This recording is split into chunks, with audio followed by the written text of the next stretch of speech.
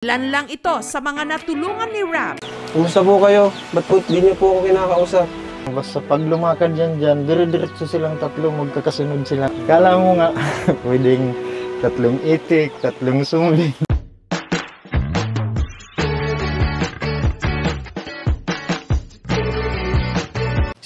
Si Kuya Jens, ano yan, reactor natin yan. Official reactor. Hello mga kalingap! Welcome back sa aking YouTube channel, This is Kuya Jens. So kung bago ka lang sa aking YouTube channel, huwag niyo pong kalimutang mag-subscribe at click the bell button para like updated sa bago upload na video. At huwag po nating kalimutang suportahan ng buong Team Kalingap sa pangunguna ni Kuya Val Santos Matubang, Ate Edna Vlog at syempre Kalingap Rab. At pakisuportahan din po ang aming mga kasamahan sa buong Team Kalingap. Nandiyan po ang K-Boys, Kalingap Partner, Kalingap Reactor at lahat po ng charity vlogger sa buong Pilipinas sa tumutulong sa mga kabayan natin ng lahat may hirap. Suportahan po natin lahat, guys. So ngayong araw mga Kalingap, mayroon po tayong importanteng bibigyan ng reaction video na bagong scout po at bagong tinutulungan po o tutulungan ng grupo ng Team Kalingap nila Kalingap Rab. Ito po mga Kalingap ay patungkol sa tatlong babae o tatlong dalagang magkakapatid po sa bundok mga Kalingap na binansagang zombie ng mga kapitbahay dahil sa kaiba nitong mga kilos at tila ba mga Kalingap ay iwas po sila o takot po sila sa tao mga Kalingap at halos hindi nga po nagsasalita. Pero bago yun mga Kalingap, grabe po, sobrang kitang-kita po natin dito mga Kalingap sa mga panood nating video mga Kalingap ngayon na grabe po yung pagtulong ni Kalingap Rab. Talagang binuhat pa mga Kalingap yung isang sakong bigas paakyat po ng bundok para lamang maihatid dito sa mga magkakapatid.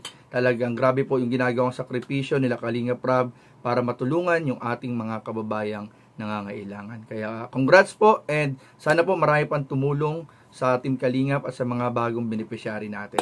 Tara, panoorin po natin ang kanilang kwento mga Kalingap dahil may potential po din ito na makita sa KMJS dahil po sa ganda talaga rin ang kwento ng magkakapatid na to. So tara, panoorin na po natin in 5, 4, 3, 2. Gandang araw po, Nay. So, kumusta kayo, Nay? Matagal na po kayo dito? Matagal na po, magtatatlong taon na. 3 taon? May anak po kayo? 4. 4? Biya, Hindi po sila sanay sa tao? hindi. Hindi. Kasi naglaki sila sa bundok. Paano po kayo na padpad po dito sa lugar na ito? Nagpunta kami dito kasi hanap namin ay trabaho. Tagasan po May- kayo talaga? Tagasor. Kamsur? Ang layo ah. Meron ako dito kapatid. Ngayon, dito na nga po kayo nakatira. So, trabaho niyo po dito, magtanim. Magtanim. Ito na po yung bahay niyo talaga. Nay, di pa po pula kami nagpapakilala. Si Kalingap Rab po ito, ng Team Kalingap. Narinig niyo na po, hindi? Kasi wala naman liblib na itong lugar na ito eh. Kami po ay tumutulong po sa mga kagaya niyo po. Nilapit po kayo sa amin para nga po maghatid ng konting biyaya. Huwag po kayong mahiya sa amin o matakot. Kami po ay hindi po kami masamang tao. Dito po kami para magbigay po ng tulong. Ano? Yun po. Kaya yun po. Ito po ay sa panguna po ni Kuya Val. Yung po mission namin. Grabe. Malamig dito na eh. Malamig. Malamig na po ipagabi. Basa lang. Manasan ko lang. Hindi. Di po sila nag-aaral? Nag-aaral po sila, hindi? Nay? Hindi. Mawas ka maigdi. Biya. So, ito po si tatay po, mga Kalingap, yung naglapit kay Kuya Redsane, no? Tay, mukhang totoo nga yung sinabi nyo. Ano sila sa tao? Ay, oo. Ano pong sinasabi sa kanila ng mga taga rito po? Ay, minsan merong mga mga tatlong papan, yung gano'n, yung wild duck, yung at saka, kasi laging dumadaan sila dun sa bahay namin. Na ay mga nakayukong ganyan, kung saan lumakad yung isa, dun din diretso yung isa, yung kaya tinawag silang tatlong bibi, kasi kung saan dumaan yung isa, at mga nasa tabi lang sila ng kalsada. Parang pag kinausap mo, hindi ka sasagutin. Walang walang kahit kanin mo. Tapos ano pa po sinasabi? Minsan sinasabi na parang zombie daw. Ay, yun nga, na kung maglakad sila, mga dire-diretso lang yung nakaganyan. Lalakad silang gano'n. Okay ba, no? Oo, wala silang imik, wala kang makikita kahit ano. Basta pag lumakad dyan, dire-diretso silang tatlo, magkakasunod silang ganyan. Kaya, kala mo nga, pwedeng tatlong itik, tatlong sumbing, tatlong Tatlo papa, silang magkakapatid. tatlong babae sila mga dalaga. Sige. Salamat po tayo. Okay. Doon ka bro. Kita mo.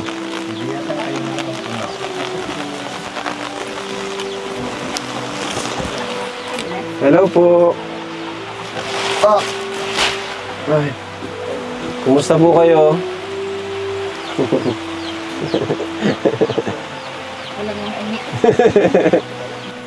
Kumusta po kayo? Ba't po di niyo po ako kinakausap?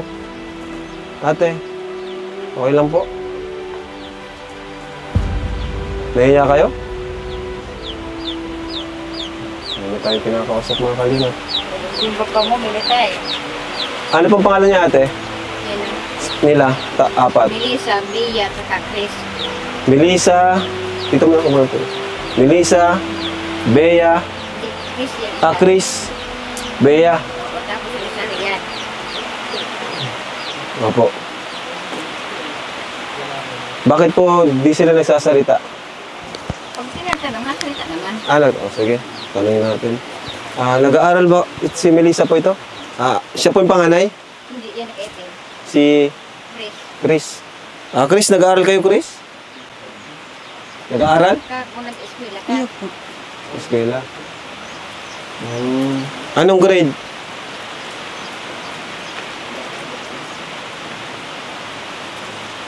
Militay. Hindi sila na, okay lang po yan. Okay lang, huwag niyo po silang pilitin kung nahihiya po sila. Hindi talaga sila sanay po, mga nanay, no? Hindi sila sanay makipag-usap. Huwag po kayong matakot sa amin. Kami ay Team Kalingap. Ako si Kuya Rab, no? Kuya Rab. At kami ay tumutulong kasi nailapit po kayo sa amin na kailangan niyo daw po ng tulong. So, dito kami, inakyat namin itong bundok kahit nag-uulan para sa inyo. So, may pasalubong kami dito, no? Saka may bigas kami. Ito. Wala pong pasok. Nay? Nag-aaral kayo? Hindi. Nag-aaral talaga kayo? Ay, hindi. Hindi na sila nag-aral. Hindi sila nag-aaral. Pero maalas talaga. Takot. Ba't di kayo nag-aaral? Sayang. Ilang taong ka na? Ilang taong ka na? Di mo alam? Ilang taong ka na? Pinili ka pa. Ha? 13 po. 13, 13. Ayun si ilang taon na? Bea. Si Bea. Ilang taon ka na, Bea? 15. Pero siya panganay, di niya alam ilang taon siya. Kahit birthday. Walang birth certificate. Meron. Ba't kayo po alam nyo ilang birthday niya? Kailan po? Siya. August 29. August 29. Ayan po. So, di ko alam kung sinong kakausapin ko. Ito na si Melissa. Kumusta ka, Melissa? Kumusta kayo dito? Okay naman? Anong kailangan nyo? Talaga bro? Grabe. Kawawa naman to sila kasi yun nga, hindi sila sanay makipag-usap sa tao, makipag-socialize. Dahil sa kahirapan, hindi makapag-aral.